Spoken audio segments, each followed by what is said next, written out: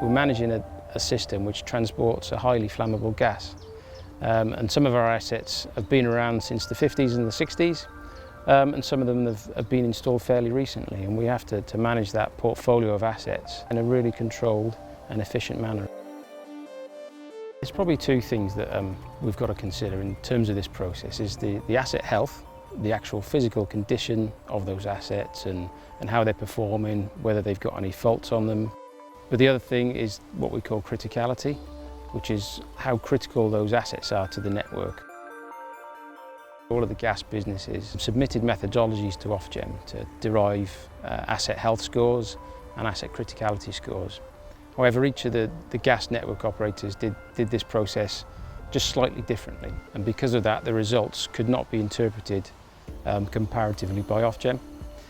So the challenge we've got really is to get all of the gas network operators together to look at individual methodologies but come up with a common framework to benchmark both us against the other gas network operators, but also to benchmark the different types of assets against each other. We've been very collaborative in our approach. We've shared data and we've shared resources, and we've effectively opened our books to each of the different companies, and it's something that we probably wouldn't have done before, but we've had to really to understand the approaches that each of the networks have taken in terms of assessing their health of their assets.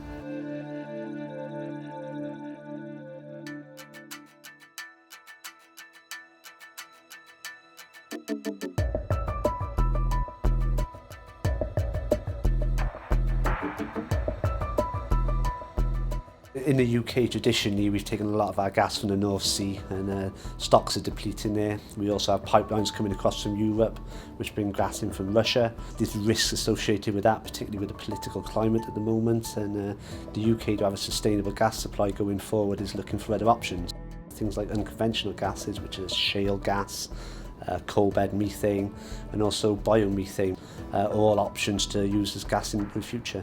The project was all about exploring the health and safety risks, the environmental risks, and just putting some guidance in place for both biomethane producers, shale gas producers, and the gas networks in the UK.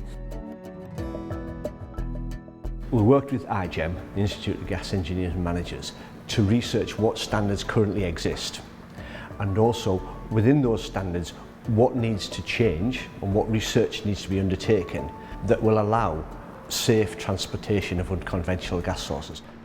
They are not unfit for use, it's they have different constituents than our normal supplies. A good example would be oxygen content in natural gas.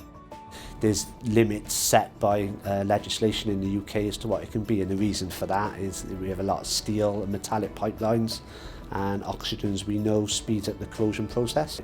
Now, it's very expensive to clean that oxygen up.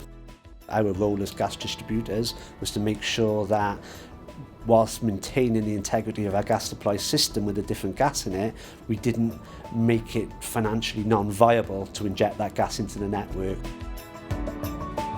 The guidance has been received very well in the industry. It's plugged the gap where a lot of various parties were trying to move this forward, but it was clear that there should be one set of guidance in terms of injecting unconventional gases into the network. So this is a collaborative approach by all the networks, and hopefully it should facilitate the injection of unconventional gases going forward.